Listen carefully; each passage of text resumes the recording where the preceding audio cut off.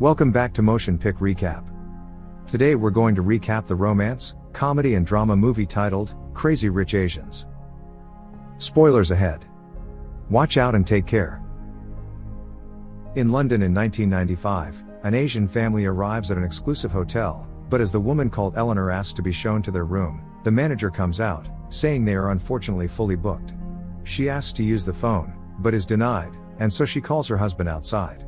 As they return, the manager threatens to call the police. Suddenly the owner comes down, telling the manager to get their finest suite ready, saying he just got off the phone with Eleanor's husband, to whom he'll sell the hotel, telling the manager Eleanor is the new lady in the house. About 25 years later, in the present, a woman called Rachel, who's a professor in economics and game theory, is teaching students in New York about strategies in a game like poker. Later, Rachel and her boyfriend Nick Young are sitting at a cafe as he suddenly says they've been dating for over a year now, and that his best friend Colin is having a wedding in Singapore where he grew up, remarking he thinks it's time she met his family. Some girl takes a photo of them, and starts sending it to a lot of people she knows, and people start questioning who she is. Suddenly, Nick's mother Eleanor gets a message, and her friends ask her if she knew Nick will bring a girl to Colin's wedding. Eleanor makes a call, asking Nick if he's bringing the girl he's seeing to Colin's wedding, and Nick remarks they were just talking about it, asking how she knew.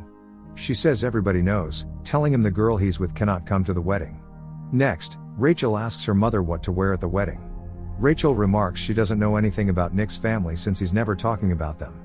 Her mother says he maybe is embarrassed, that his family maybe is poor and is working here in the US to send money back. Not long after, Rachel and Nick arrive at the airport, and Rachel is excited. As a woman says she'll get them checked into first class, Rachel remarks there must be a mistake, that they're economy people, but Nick says it's fine. They board a highly exclusive airplane, and as they get to their private room, Rachel tells Nick they can't afford this, but gets excited as these pajamas are fancier than any of her own clothes. Nick explains his family has business with the airline, and that the tickets are a perk. She asks what business, and he mentions real estate and investment, nothing interesting. Surprised, she asks if his family is rich, and Nick says they're comfortable, which she remarks is exactly what a rich person would say. She remarks it's not a big deal, but that it's weird she had no idea, saying he uses her Netflix password, and plays basketball at that why that smells. Nick replies he likes that basketball place very much, and adds that yes, his family has money, but that he's always thought of it as theirs, not his. She asks about his family, and Nick explains like all families, there is one half you love and respect, and another that you don't. His cousin Alistair is in the movie industry, dating the actress Kitty Pong. Then there is his cousin Eddie, who's a big finance man in Hong Kong that's a real family man. Then there is Astrid, who's the only one Nick is really close to. Not only did she graduate on top of her class at Oxford, start multiple charities and is a fashion icon, she also has the biggest heart of any of his cousins. Somewhere, Astrid is going to a jeweler, and asks how much those earrings are. He says they're from 1878, and remarks that her wearing one of his pieces is better publicity than he can buy and is willing to let them go for cost, at $1.2 million. Rachel and Nick bid each other good night, and the next day they arrive in Singapore. Walking through the airport, they meet Colin and his fiancée Araminta. They go out, and eat good food. Araminta says she'd love it if she could come to her bachelorette party, and Rachel says she'd love to come. Araminta adds she's never seen Nick this happy, and Rachel says he's just happy to be home, but Araminta corrects her, saying he's happy to be home, with her. Next morning, the two wake up, and Rachel says she's going to meet her friend from college called Peek. Nick tells her not to forget their dinner at his grandmother, but stops talking and remarks she's really cute. A couple hours later, Rachel meets her friend Peek, and Peek's mother says she'll show her around. Showing a room, Peek whispers they were inspired by Donald Trump's bathroom. Rachel meets the rest of their family, and they ask why she's come to Singapore. She explains she's there with her boyfriend who's from Singapore, and that they're going to her boyfriend's best friend's wedding. The mother says this is a small island and that they may know her boyfriend, asking what his name is. As she says his name is Nick Young, everyone gets totally stunned. They ask if it's Colin Khoo's wedding, and Rachel asks if they know who they are or something, and the father says everybody knows who the Khoos and Youngs are, who are the biggest developers in all of Singapore, and Malaysia, and Thailand, and New Mexico, and many other parts of the world. Suddenly Peek interrupts her father, explaining Colin and Araminta's wedding is Singapore's wedding of the century, asking if she didn't know. As Rachel says she'll meet their families at Nick's grandma's house, Peek tells her she can't wear that. Later, Pic explains the young came from China in the 1800s and transformed the whole of Singapore from jungle to the most expensive land in the world. That evening, the two take Pic's car to the young family's house, where armed guards let them in. As they drive up on the property, Pic remarks that's $200 million worth of real estate, that it's spectacular. As they arrive, Pic tells Rachel that Nick looks like the Asian bachelor. Nick helps Rachel out of the car, and as they kiss, Pic tries to get attention. Nick asks Pic if she wants to stay a bit, and she exclaims she'd love to, picking out a cocktail dress from the car. As they enter the house, Pic starts taking photos. Rachel remarks she never imagined this when he told her how he grew up at his grandmother's house. In the kitchen, Eleanor inspects the cooking, when the two come in and Nick introduces Rachel. Eleanor asks her about her family, and Rachel explains how her father died before she was born, and how her mother immigrated to America, where she helped her reach her dream of becoming an economics professor. Eleanor remarks her mother seems very open-minded, unlike here in Singapore where parents are obsessed with shaping their children's future. Later, the two meet Astrid, and her husband Michael. Suddenly the cousin Eddie appears, acting non-respectfully. Michael asks Nick if he could punch him in the face just once, and Nick says join the line. As Rachel is meeting Nick's family and friends, Astrid meets in a room where Michael is talking on the phone. They talk, and Rachel offers her help with his tech startup, but he says he can manage. As he leaves to get drinks, a message appears, and Astrid finds out he's cheating on her. Rachel suddenly spills her drink on Nick, and a man called Oli keeps her company while Nick changes. Pic appears, and they start talking about clothing, and Oli remarks they're both fabulous.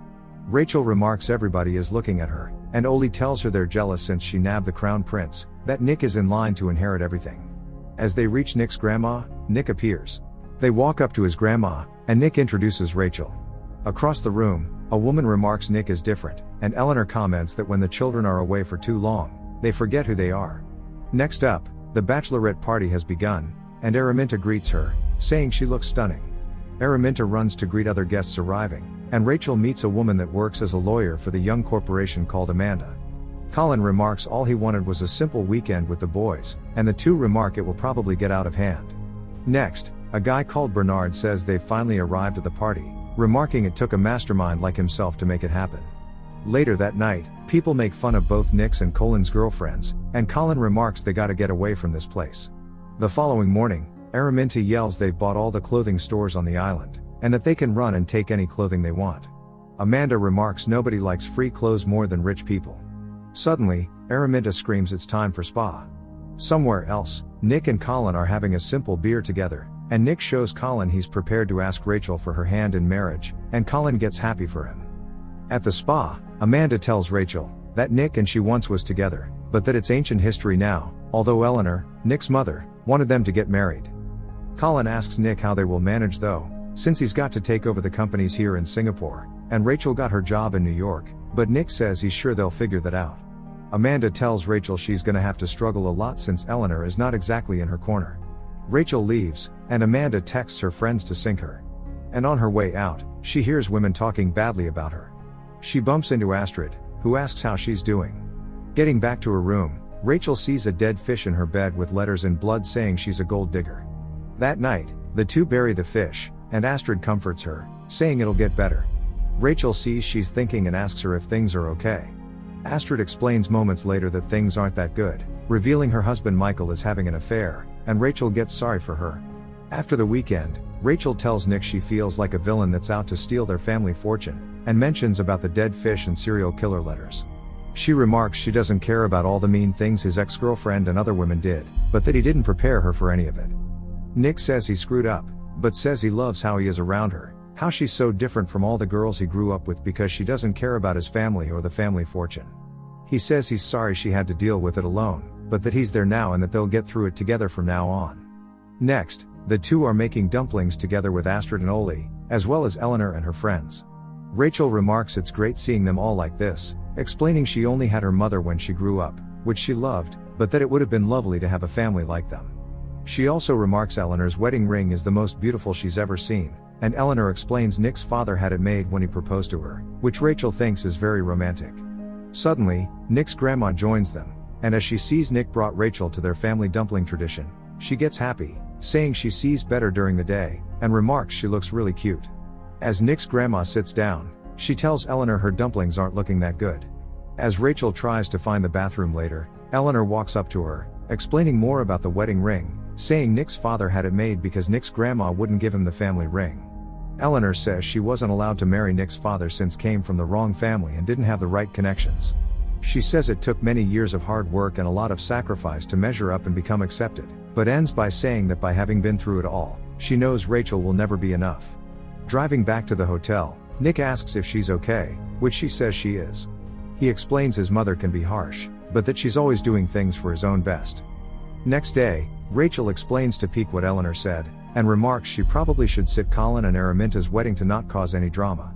Pique says that's bullshit, that she's just scared, explaining it's not about getting Eleanor to like her, but to respect her, by being herself, a smart sophisticated professor in game theory.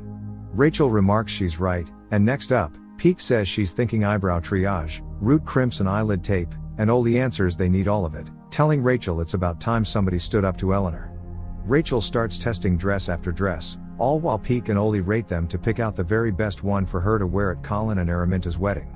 Next is the wedding day, and guests, friends and family are arriving to attend, and the press is all over the place.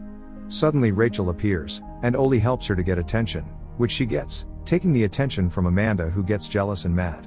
Somewhere, Michael tells Astrid he's got an important deal and needs to go away on their son's birthday. Astrid asks him to get someone else to handle it, but getting no reply, she confronts him that she knows he's having an affair, but says she wants to wait until the wedding's over before they do anything.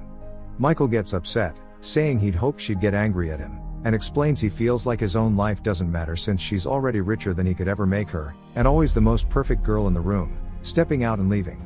Meanwhile, people are walking into the church, and one woman tells Eleanor they spend $40 million on the wedding, which another woman thinks is too much, that $20 million had been enough. They see a woman arriving, and remark that woman is vicious, that she demanded a whole row to herself to not be bothered. Rachel arrives, and exchanges some courteous words, but then Eleanor tells her their row is unfortunately full. Rachel walks up to the supposedly vicious woman, calling her Princess Inton, saying she read her great article in the Asian Economics Journal, and the two start talking about economics. Suddenly, Eleanor is told Nick's grandma is here, and they remark she never comes to these things. Astrid thanks her for coming, but grandma remarks family never has to thank. Colin remarks Rachel is not sitting with his family, and Nick says he doesn't blame her, that his mother has been hard on her and that she's probably laying low in the back somewhere. Colin says she's right at the front, and that he thinks he's got a fighter. The music starts and all the cousins and friends walk up in the front. The ceremony starts, and suddenly the floor fills with water and the light fades. Araminta appears and walks up to Colin, and all the while Rachel looks at Nick, who looks back, and they exchange some soundless words with each other. Next, the after-party is in full swing. Nick tells Rachel on the dance floor she's extraordinary in all ways, after which Colin and Araminta tell them the party won't dance itself.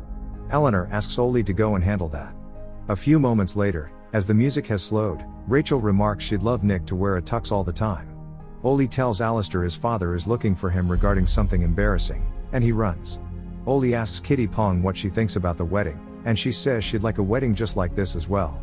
Oli remarks Alistair is fourth in line and it's most unlikely she'll get one like this, saying she should have fallen in love with someone like Bernard, who's first in line. Rachel and Nick are told his grandma wants to talk to them.